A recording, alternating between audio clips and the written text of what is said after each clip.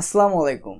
আশা করি সকলেই ভালো আছেন। আজকে যে ভিডিও সেটি হলো দুইটি মাইক্রোফোনের মধ্যে আজকে একটা কম্পেয়ার ভিডিও করব যে কোন মাইক্রোফোনটি বেস্ট। দুটি মাইক্রোফোনই কিন্তু খুবই জনপ্রিয় মাইক্রোফোন, তাই আজকে এই দুটি মাইক্রোফোনের মধ্যে আমরা এটা কম্পেয়ার ভিডিও করে ফেলবো।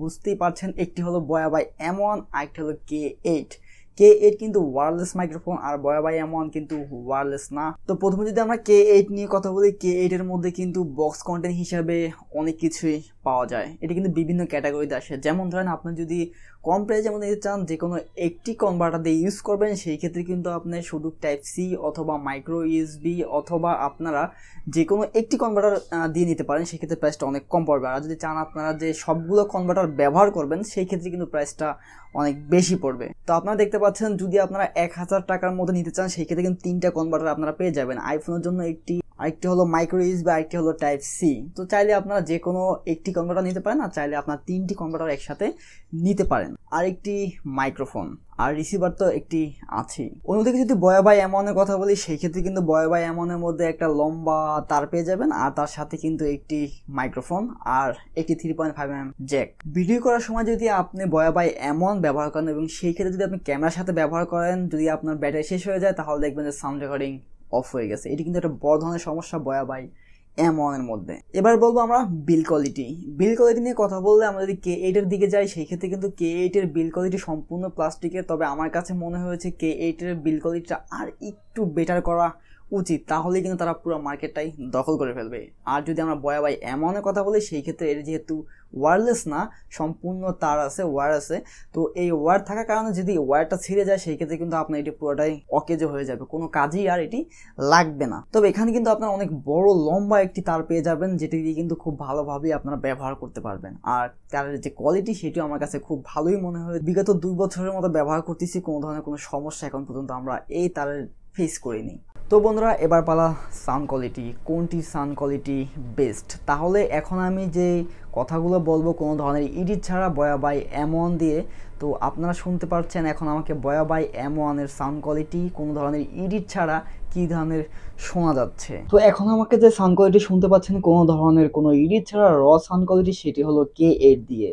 K8 এর সাউন্ড কোয়ালিটি আপনারা এখন শুনতে পাচ্ছেন। তো আপনারা নিজেরাই বুঝতে পারছেন যে কোনটি সাউন্ড কোয়ালিটি বেটার। তো এখন আমরা যেটা টেস্ট করব, সেটা হলো নয়েজ কতটা ক্যাপচার করতে পারে কোন মাইক্রোফোনটি। তো প্রথমেই আমি কিছুক্ষণ চুপ করে থাকবো, দেখবো যে K8 কি পরিমাণে নয়েজ ক্যাপচার করে।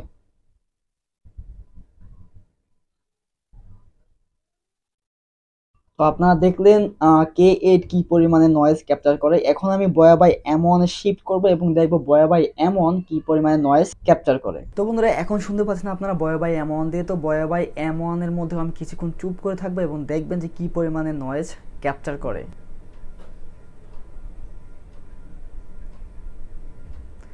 তো আশা করি আপনারা বুঝতে পারছেন যে কোন মাইক্রোফোনটি কী ধরনের নয়েজ ক্যাপচার করে। তো এই ক্ষেত্রে কিন্তু অনেকটা এগিয়ে হয়েছে K8 কিন্তু প্রচুর পরিমাণে কম নয়েজ ক্যাপচার করে, কিন্তু বয়া বাই M1 কিন্তু আশেপাশে যত সাউন্ড আছে সবগুলো সাউন্ড কিন্তু ক্যাপচার করে ফেলে। এই জিনিসটা কিন্তু খুবই খারাপ লাগে, যেহেতু এটি এডিট করতে হয়।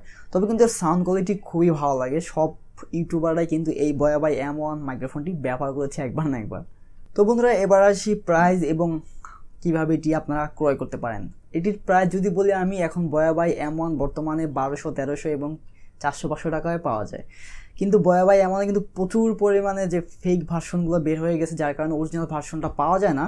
তো অনেকেই কী করেন, মার্কেটে গেলে যেটা 400-500 টাকার মধ্যে বয়া বাই M1 বলে চালিয়ে দিচ্ছে, আপনারা সেটি নিয়ে আসেন।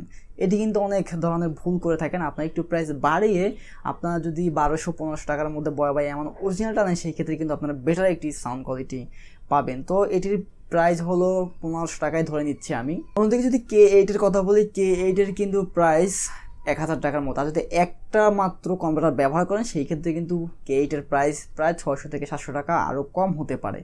তো এই ক্ষেত্রে কিন্তু প্রাইসটা K8 এর অনেক কম, এবং K8 কিন্তু ওয়্যারলেসলি ব্যবহার করা যায়, কোনো ধরনের তারায় কোনো ঝামেলা নেই। এদিকে কিন্তু K8 এর একটি সুবিধা আছে। তো আমি মনে করি দুটি মাইক্রোফোনই বেস্ট। তো যারা চাচ্ছেন যে ব্লগিং করবেন, ডিস্টেন্স মেনটেন করতে হয়, তারা কিন্তু K8টা নিতে পারেন। আউটডোরে কিন্তু খুব কম পরিমাণে নয়েজ ক্যাপচার করে। আমার K8 নিয়ে ফুল একটি রিভিউ আমার চ্যানেলে আপলোড করা আছে, চাইলে দেখে নিতে পারেন। আর বয়া বাই M1 যদি ইনডোরের জন্য শ্যুট করেন, সেই ক্ষেত্রে কিন্তু বয়া বাই M1 বেস্ট। তো আশা করি আপনারা বুঝতে পারছেন দুটি মাইক্রোফোনের মধ্যে কিন্তু অনেক কিছু ডিফারেন্স রয়েছে, প্রাইসের অনেকটা ডিফারেন্স রয়েছে। আর যদি এই মাইক্রোফোনগুলো বাই করতে চান সেই ক্ষেত্রে আপনারা এলাকা সব ফেসবুক পেজে ভিজিট করতে পারেন, সেখানে কিন্তু খুব কম টাকার মধ্যে হোম ডেলিভারি পেয়ে যাবেন পুরো বাংলাদেশের মধ্যে, এবং তারা কিন্তু অরিজিনাল প্রোডাক্টই দিয়ে থাকে। আরও যদি প্রশ্ন থাকে এই ভিডিও নিয়ে অবশ্যই কমেন্ট করতে পারেন, আমি উত্তর দেওয়ার চেষ্টা করবো। দেখা হবে অন্য কোনো ভিডিওতে, সে পর্যন্ত ভালো থাকবেন, সুস্থ থাকবেন। আর আমার চ্যানেলটি তারা এখন সাবস্ক্রাইব করেনি, সাবস্ক্রাইব করে বেল আইকনটি অন করে দিবেন। আল্লাহ হাফেজ।